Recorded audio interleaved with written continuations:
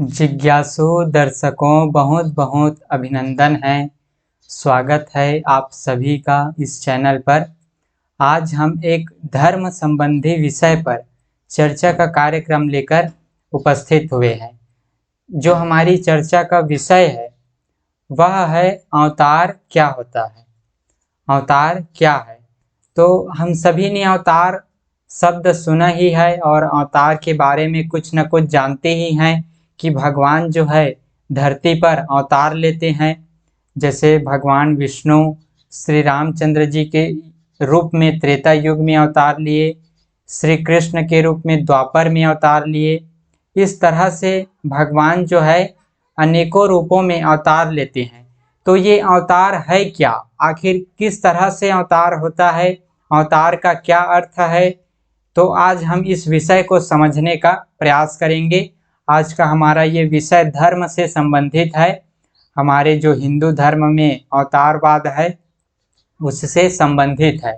सनातन धर्म में जो अवतार होता है, अवतारवाद की जो अवधारणा है, उससे ये आज का हमारा ये विषय संबंधित है।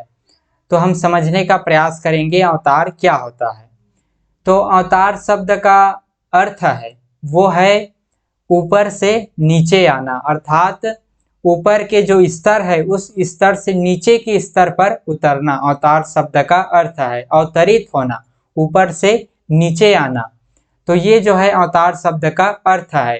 तो जब भगवान या कोई महापुरुष, कोई योगी पुरुष, कोई संत महात्मा जब अपने उस उच्च स्तर से निम्न स्तर पर आते हैं, अर्थात उस अपने जिस लोक में वो रहते हैं उस लोक से, उस अवस्था से इस मृत्यु लोक में आते हैं, शरीर धारण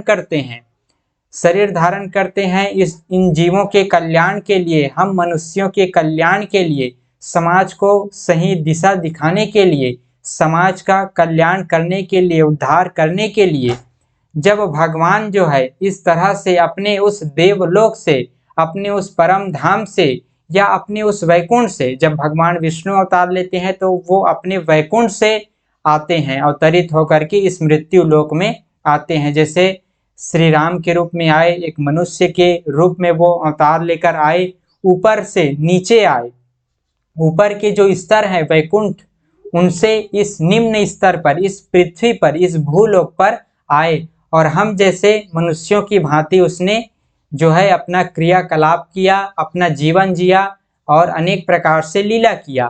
तो इस तरह से ऊपर के स्तर से नीचे के स्तर पर आना अवतार कहलाता है।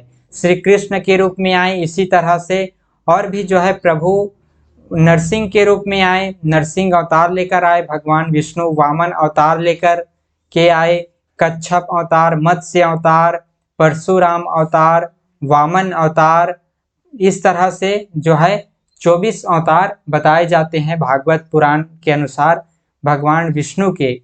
अब तक के कुल 23 अवतार हुए हैं और 24वां अवतार इस कलयुग के अंत में होगा। पाप का विनाश करने के लिए कलयुग के अंत में 24वां अवतार होगा, कल की अवतार। तो इस तरह से जो है भगवान विष्णु ने अवतार लिया है और अवतार शब्द का अर्थ है ऊपर से नीचे आना।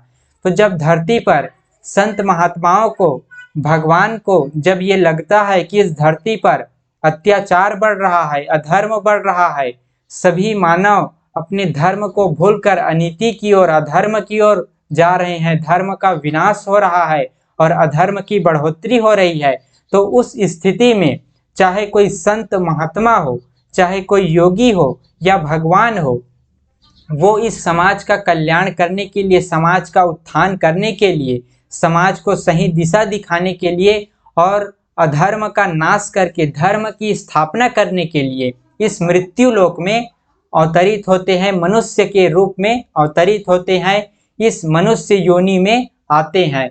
जो वो उनका ऊपर का स्तर है वो भगवान रूप में है, अपने ऐश्वर्य रूप में है, अपने दिव्य गुणों से वहाँ पर अपने वैकुंठ लोक में, परम धाम में निवास करते हैं।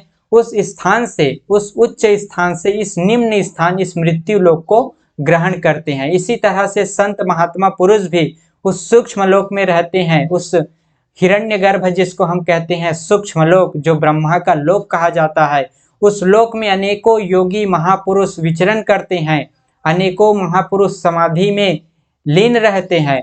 लेकिन जब उनको लगता है कि इस धरती पर मानव को सही दिशा दिखाने की आवश्यकता है, जीवों के कल्याण करने की आवश्यकता है, तब वही महापुरुष अवतार लेते हैं, उस उच्च स्तर से इस निम्न स्तर पर आते हैं, इस भूलोक पर आते हैं और हम मनुष्यों की भांति अपना जीवन जीते हैं, क्रियाकलाप करते हैं, इस समाज में रहते हैं।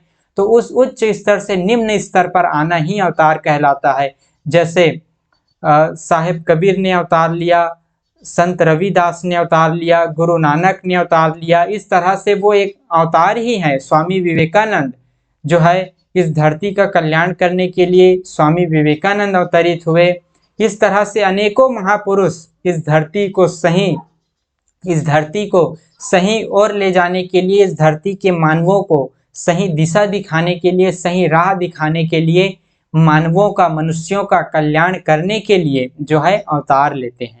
तो ये जो है अवतार शब्द का अर्थ है। भगवान श्री कृष्ण ने भी गीता में अवतार लेने का अपना कारण बताया है कि यदा यदा ही धर्मस्य ग्लानिर्भवति भारत अभ्युत्थानम अधर्मस्य तदात्मानं सृजाम्यहम्, कि हे अर्जुन, जब जब धर्म की हानि होती है और अधर्म की बढ़ोतरी होती है, तब तब मैं धर्म की स्थापना करने के लिए और अधर्म का विनाश करने के लिए हर युग में जो है अवतार लेता हूँ, अपने आप को रचता हूँ, अपने आप को जो है मैं प्रकट करता हूँ, इस धरती लोक में, इस मृत्यु लोक में मैं अवतरित होता हूँ। ऐसा भगवान श्री कृष्ण ने भी समझाया है अर्जुन को श्रीमद् भगवत गीता में।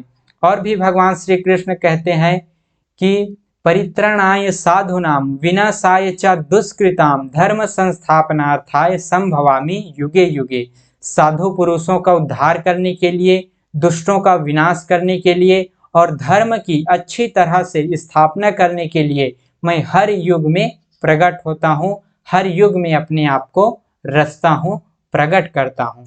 तो इस तरह से वो ऊपर के स्तर से नीचे के स्तर पर आते हैं, हम मनुष्यों के स्तर पर आते हैं, हम मनुष्यों की भांति जो है गर्भ से जन्म लेते हैं, इस मृत्यु लोक में रहते हैं, यहाँ जो है अपना जीवन यापन करते हैं।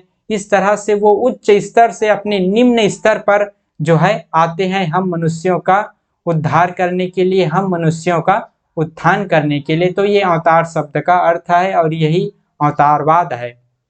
ऊपर के स्तर से नीचे के स्तर पर आना जो है अवतार कहलाता है। तो भगवान जो है ऊपर के स्तर से, उनका स्तर उच्च है, वो देवलोक के निवासी हैं, वे परम धाम के निवासी हैं, वैकुंठ के निवासी हैं और सभी अपने ऐश्वर्य से, सभी अपने अष्ट सिद्धियों से युक्त हैं।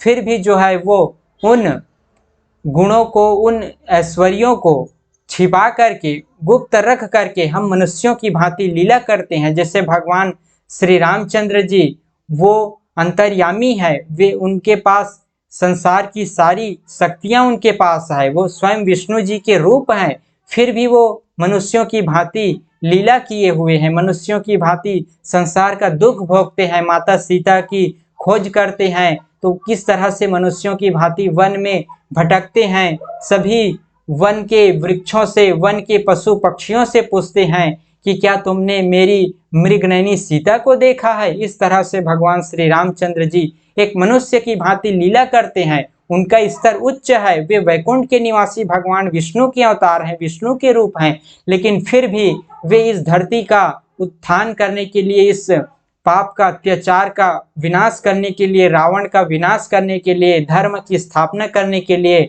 और हम सभी मनुष्यों का, हम जीवों का उद्धार करने के लिए भगवान श्री रामचंद्र जी अवतार लिए। भगवान श्री रामचंद्र जी इस धरती पर आए, इस धरती पर अवतीर्ण हुए। इस तरह से अनेक संत महात्मा पुरुष भी इस धरती का कल्याण करने के लिए, हम जीवों को, हम मनुष्यों को सही दिशा दिखाने के लिए, समाज को सही दिशा दिखाने के लिए अवतार लेते हैं। अपने उस उच्च स्तर से उठ करके, अपने उस उच्च स्तर का त्याग करके इस निम्न स्तर को ग्रहण करते हैं, इस मृत्यु लोक को ग्रहण करते हैं। तो यही जो है अवतार है। फिर से अब वो अपनी लीला करके, धर्म की स्थापना करके, जिस प्रयोजन के लिए, जिस कार्य के लिए उसने अवतार लिया था, उस कार्य को पूर्ण करके फिर अपने उस लोक में, अपने उस आयाम में चले जाते हैं, अपने उस स्तर को फिर से जो है प्राप्त कर लेते हैं। उनका प्रयोजन पूर्ण हो जाता है तो अपने उस स्थान को, उस लोक में फिर से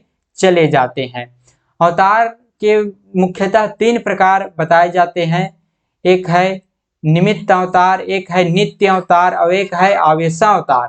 तो नित्य अवतार के रूप में भगवान जो है सदा इस पृथ्वी लोक में विराजमान रहते हैं। नित्य अवतार अर्थात हमेशा उनका अवतार इस धरती पर विद्यमान है।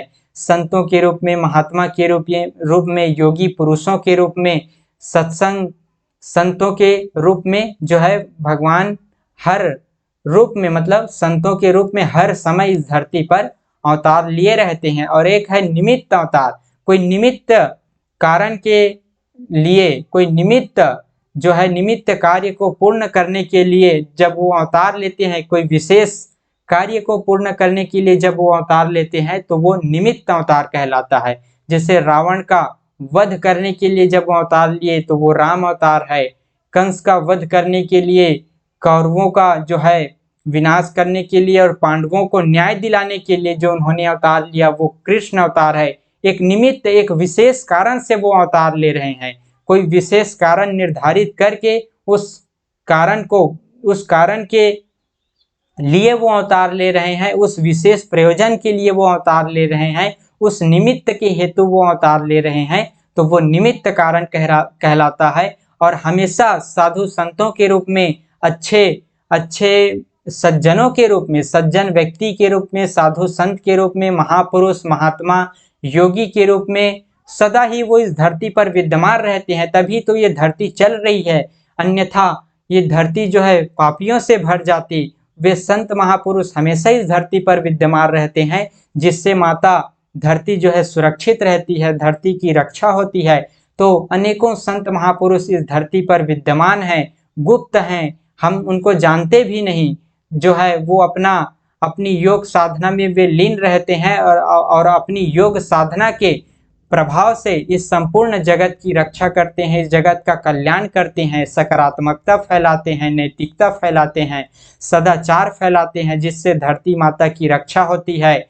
वो पाप के प्रभाव से धरती माता बच पाती है। तो इस तरह से संतों के रूप में, महात्मा के रूप में जो है सदा ही इस धरती पर अवतार रहता है, वो नित्य अवतार कहलाता है। और किसी विशेष प्रयोजन को पूर्ण करने के लिए जब अवतार लेते हैं विशेष कारण से, विशेष समय पर, तब वो निमित्त अवतार कहलाता है। जैसे श्री राम जी का अवतार, श्री कृष्ण जी का अवतार, वामन अवतार, परशुराम अवतार, ये सब जो है भगवान का निमित्त अवतार है। कोई निमित्त कार्य को पूर्ण करने के लिए, कोई विशेष कार्य को पूर्ण करने के लिए वो अवतार लेते हैं, तो वो निमित्त अवतार कहलाता है। और एक है आवेशावतार, आवेश में आकर के कोई आपातकालीन समय में जब वो अवतार लेते हैं, कोई विशेष संकट के समय में अपने भक्तों का रक्षा करने के लिए जब वो अवतार लेते हैं, तो वो आवेश का अवतार कहलाता है।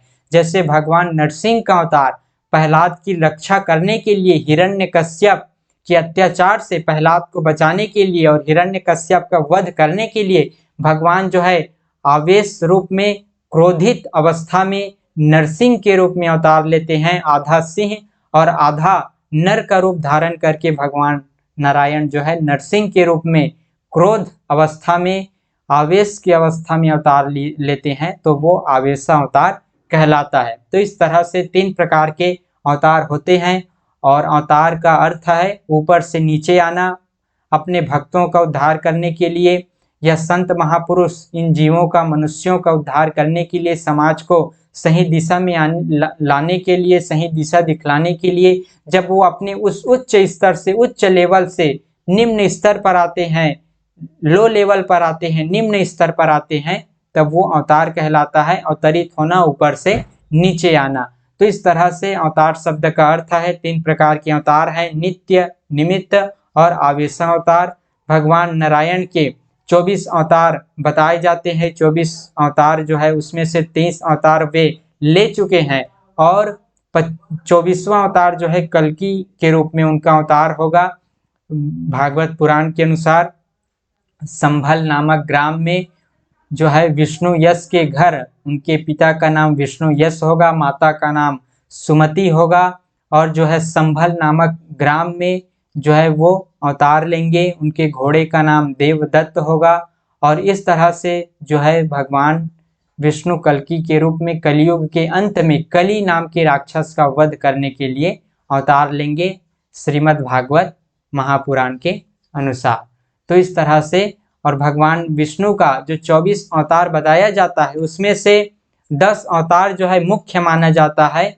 जो है पहला अवतार है उसमें से मत्स्य अवतार, कच्छप अवतार, फिर जो है तीसरा अवतार होता है वराह अवतार, चौथा आपका नरसिंह अवतार, पांचवा अवतार जो है परशुराम का अवतार, छठा अवतार वामन अवतार, सातवां श्री रामचंद्र जी का अवतार, आठवां श्री कृष्ण जी का अवतार, नवा बुद्ध अवतार और 10वां कल्कि अवतार होने वाला है कलयुग के अंत में।